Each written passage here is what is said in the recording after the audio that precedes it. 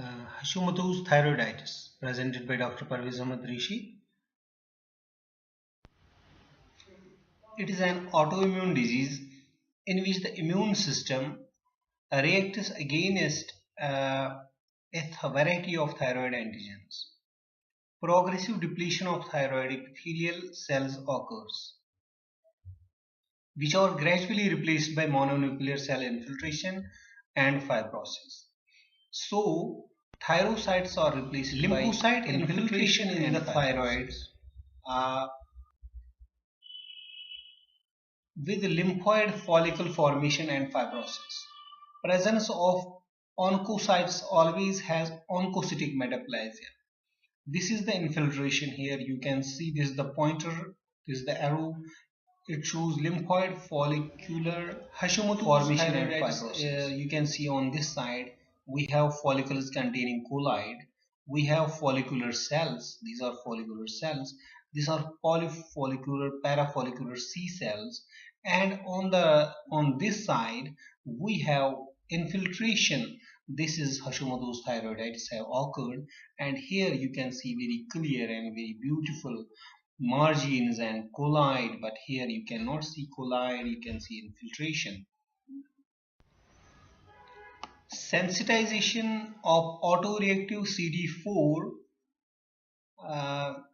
T helper cells to thyroid antigen appears to be the initiating event. The effector mechanism for thyrocyte death includes the following.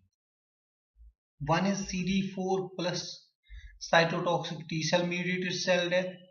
Another is cytokine mediated cell death, and then binding of antithyroid antibodies.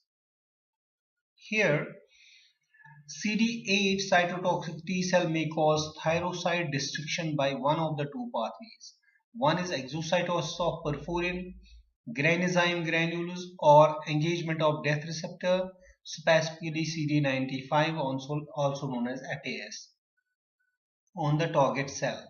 Cytokine mediated cell death, CD4 plus T cell produces inflammatory cytokines such as interferon gamma in the immediate thyrocyte milieu, with resultant recruitment and activation of macrophages and damage to follicles.